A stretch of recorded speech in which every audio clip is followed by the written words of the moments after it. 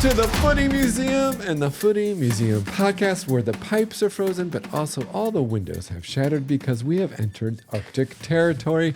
It is negative 45 degrees Fahrenheit. People are tunneling under the ground. We are now living as a city of mole people, and yet we're still here to talk about soccer. And I am Captain Mole Man, Justin Whitty, also co-director of the Footy Museum, and I am joined by my other subterranean companion, Maria Van Dyken Lee. That took a weird turn, Maria. Welcome.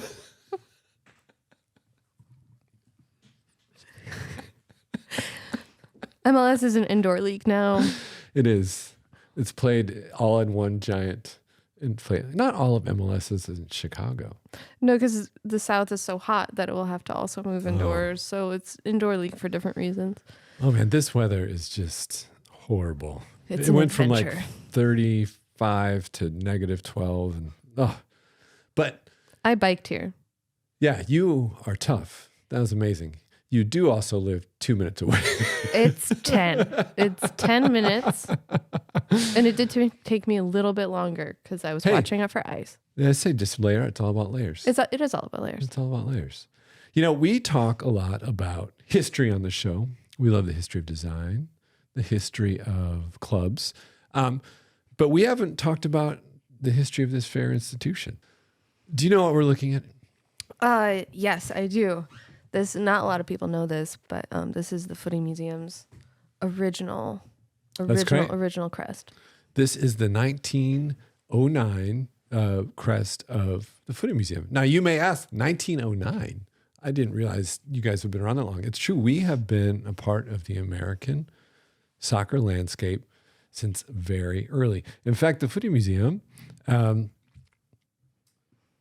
began at this location. And what we are looking at here is actually a grocery store in the Chicago area. It is not any grocery store. It is actually owned by two gentlemen. You can see them. They're two of the gentlemen there in the front of the store, Kip Van Dyken and Casper Whitty. They opened this not too far from here in Douglas Park, which was actually a Dutch area of the city. And they catered to that Dutch area. They sold like that really salty licorice, a lot of flounder. What else? Chocolate leather. Almond paste. Guilt. Perfection. Perfection. No, they were cleaning supplies. Judgmental stares. Judgmental stares. Unspoken respect and love. And bicycles. And they were also fans of association football, which was a growing sport at the time.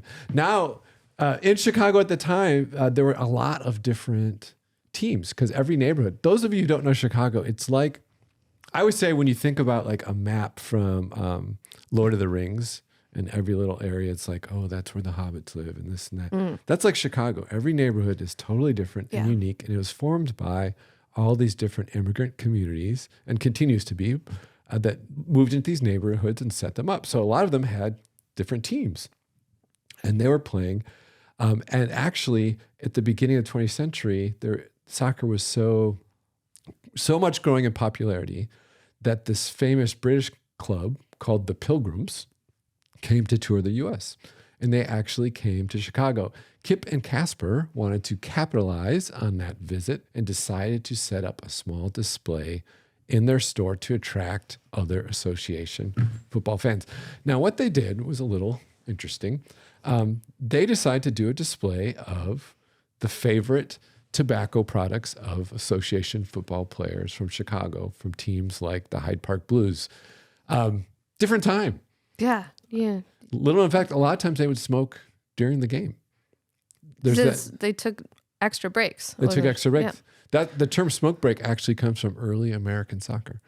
I need a smoke break was actually an official call to the referee. And then they would say, smoke break, or in different languages. I think in Dutch it was, Gleichschwund. Is that right?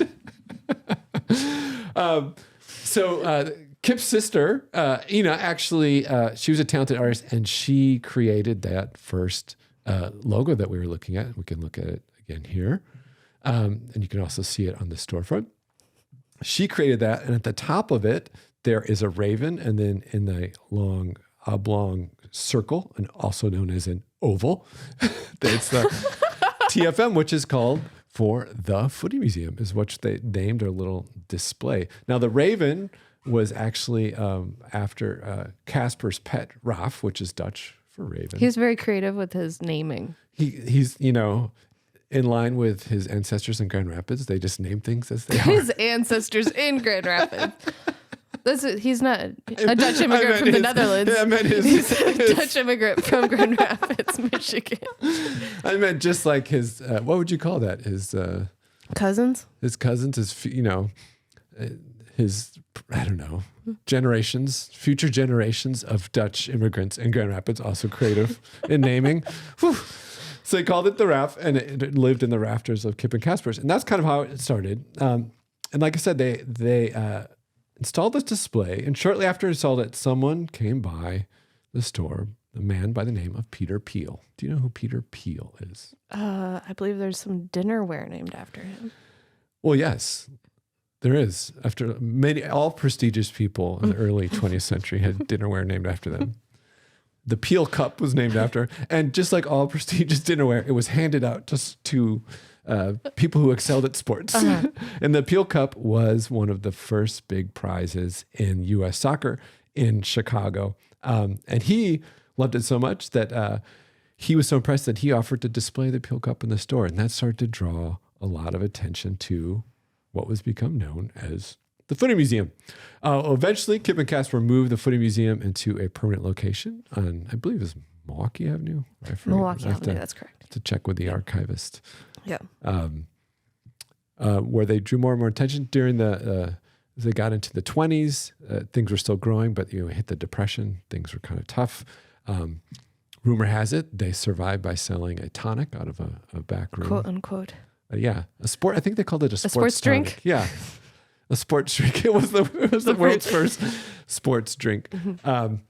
And then they also took on a venture where they tried to sponsor, the first time the Footy Museum tried to sponsor a team, because in one of the Chicago leagues, was it the Jefferson Parkers? Some team, I think from Jefferson Park area, dropped out the last minute, so the league was out of bounds. And they asked if they would sponsor one. They did. They used their own savings, and they lost their shirts. And that's when they decided. Common theme with this museum.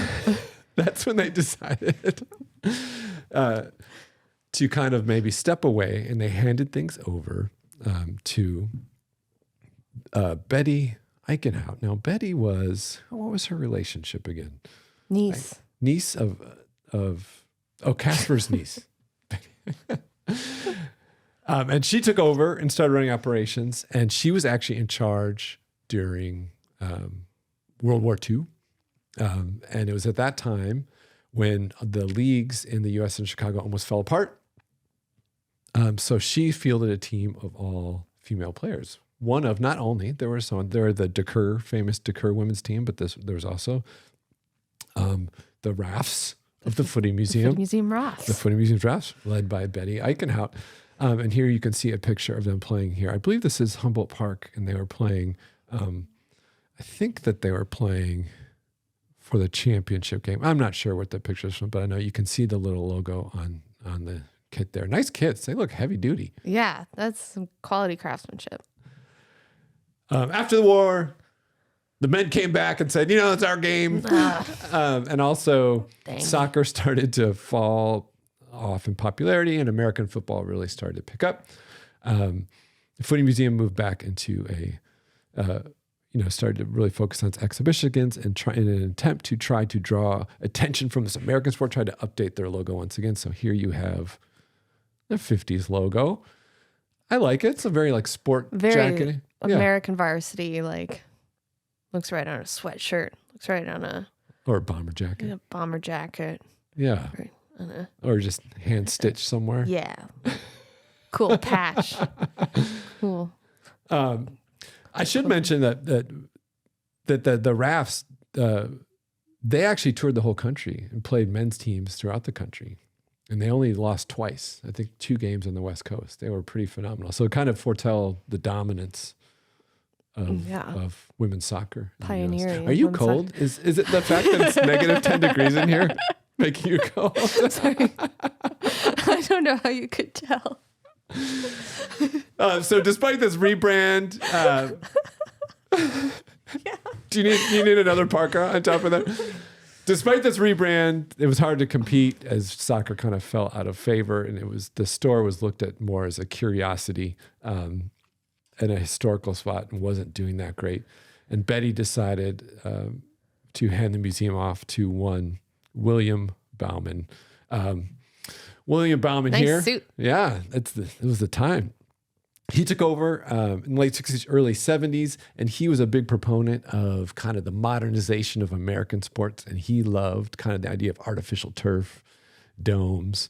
He thought that soccer could really be improved if live dogs were allowed on the field at the same time constantly. We've all seen that in CONCACAF games when but intentionally letting dogs out. It's really entertaining. And as the game went on, he wanted to let out an additional dog.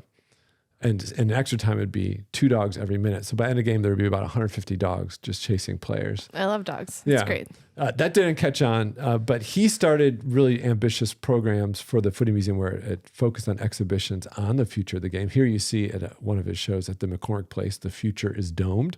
And he's kind of a suave gentleman. He was a little bit of a partier, though. I like that lapel. Yeah, that was a big lapel. That was actually, he also recommended that all players dress like that at the time. Well, they wore ties at one point. Is that a tie? I mean, that's so wide. Oh. Is that a tie? Or is it a sweater? I don't know. That's crazy. We'll have to check with the archivist. But, he spent a lot on these shows and it didn't do so well. And it did so bad that actually he had to start renting out the Footy Museum space as an event hall, try to make ends meet. And it was in that event hall where there was a hyper-powered breakdance party in the 80s. There was a lot of snow there. You know what I mean? It wasn't winter, but there was a lot of snow blowing throughout that party. And it was busted, unfortunately, by the police. They shut it down. And it was shortly after that the Footy Museum was mothballed. It was stored at a store at I think the basement of a row home in Humboldt Park, like near Maplewood Avenue, I believe. Not exactly archive safe. No. They lost a lot of the old pipes there. Yeah. And the skeleton of Raph the Raven was also sadly lost. Oh, poor Raph. Poor Raph. The shoebox just didn't do the job. Do the trick. And that's where it stayed until the advent of, I should mention, geez, how did I forget this? Being the advanced businessman that he was, William, once again, updated the logo. And I actually like this one from that period. Yeah, I love this one. This looks great. It looks great on yellow, I would imagine. Mm-hmm. Anything really like vintage 70s feel, gold, yellow, warm tones. Yeah, it has that kind of Schoolhouse Rock vibe a little bit. It's probably the best thing William did. But anyway, this, along with everything else, was mothballed until the advent of Major League Soccer entering the United States, or starting in the United States and coming to Chicago in 1997. And the Chicago team, your Chicago Fire, did reach out and to William and said, hey, how would you like, we remember that. How would you like a little display in our concessions area at Soldier Field? So that's where it lived until the Fire moved to the suburbs, leaving. How much did those hot dogs cost? Back then, when they first started, you mean the original C97 hot dogs? I think they were 97 cents. Another note to our earlier preview to the Chicago Fire. If you want a good idea, you should make all your hot dogs. You should have the C97 dog for 97 cents. I mean, that's a no-brainer. Yeah. I bring back the good old days. So it was kind of a lesser known part of the show, but they did once again have this awesome 80s, very MLS style Footy Museum. Yeah. And this is when I first became aware of it. So this one is the one that caught your eye. Yeah, I knew about it. I think I was at a game. Wasn't quite sure what it was. But then after they moved, it kind of fell apart until 2022. When Maria Van Dyken and myself, Justin Whitty, no relationship to Kip and Casper. No, it's kind of crazy. It was just like a really weird coincidence.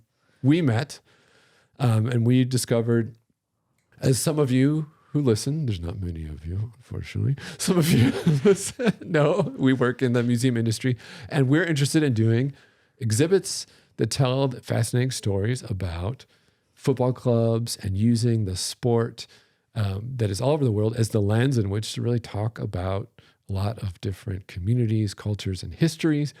And we stumbled upon that this archive of information and this history was still available. And we reached out to Bauman's family. Unfortunately, William Bauman's no longer with us. And we were able to take over, and now we are the co-directors of the Footy Museum. And this is our new logo. And we try to honor kind of that history. We have a nod to Ralph the Raven. Yeah, he's on there. But also some of the cool lines from the 70s. And, you know, it looks great. And this kind of history, the evolution of the Footy Museum, of course, is completely made up. But what? What do you mean? Except for the last part of you and I starting this. And what this is actually, we've been working. That was made up. You've been telling me that this was true the whole time. That story was not true. When we. That's the only reason I agreed to this. When we, as we started working on this project, which actually was in 2022, in the last year we started working with a design company because we wanted to come up with a crest, because we talk so much about crests. So we actually got hooked up with a design firm, Delicious Design. And we actually worked with a designer, Billy Bauman, no relation to William Bauman. And he suggested, you know, maybe if you're so interested in the evolution of a crest, what if we designed a complete evolution of the Footy Museum? Yeah. And the idea of like, if it existed in different times, how might it look and how might that inform the present day one? So we almost did this reverse engineering, like if we were around for 100 years, how would it have evolved? And here it is. And I think that he did an amazing job. Yeah. I love all of these. An excellent job. No small task. And he really hit it out of the park. Absolutely. Yeah. And the cool thing is you can check these out now because our website is also updated. TheFootyMuseum.com is now completely redone with all of our new branding. There's new information about our show American Tifo that is available starting in the fall to rent for different institutions. And you can also access this podcast and get some of that sweet vintage merchandise. Vintage-inspired merchandise. Wow. Maria designed the website. She did a fantastic job. Thank you. Yeah. And you composed this wonderful history. Here it is. There's kind of our look. What history? I just read it. It's just history. So you can see again the logo. We also see you'll see it a lot in single color. This looks great to me, and I also love these little brand icons he came up with, which you'll be seeing as well. But looking at this, thinking about our history, air quote history, and what we do. You know, a lot of the things we reference in our fake history are actually true to Chicago soccer history. And the U.S. actually has fascinating history. So the next several podcasts, we're going to talk a little bit more in depth, starting with Chicago, talk about some of the real history of soccer in this city and spread out to the country. So I look forward to doing that. Yeah. Whenever I hear or read something more about soccer in the U.S., it always... It's like there's always something about it that surprises me, and always something about it that's like why haven't we come to more of a place of unity? But it seems like there's always this push forward with it that's really interesting, and all of these obstacles it faces that are really interesting, and all of these communities that are impacted by it. It's just, there's always something there that is new. And what came over with so many different groups. And I think as a sport that's fairly simple to play, it evolved in a lot of places organically. And like many things here in the US, that happens to a point, and then there's people like, well, we need to amp this up. Yeah. We need to make this something bigger, and we need to follow a model that doesn't fit And we talked about that earlier in the week with the history of the NASL and also MLS. But you're right that there is a very long history here. And what also made me think about it this year is MLS deciding, ultimately unsuccessfully, at least so far, to pull out of the U.S. Open Cup. It was another way of kind of denying that history. So I think it's good that we talk about it and share it, because people still think about it as, like, oh, soccer is this new sport here. It's just like, but it's not. It's as old as the sport itself. And really what I'm interested in, and I think, I don't know you, but it is a great window just to talk about history. Yeah.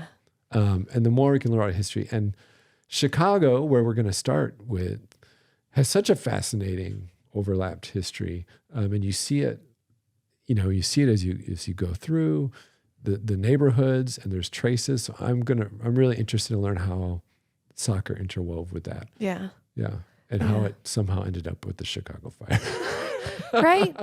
It's this thing where I'm always like with these, I've got snot coming out of my nose. That's because it's negative 45 degrees in here. And I have slurred speech. My legs are frozen. Like these leagues are always trying to be national leagues. It's got to be a national league. And even, they have the two conferences in MLS, but it's such a big country. It's such a big country. Such a ginormous country. It's like twice the size of Michigan. The country.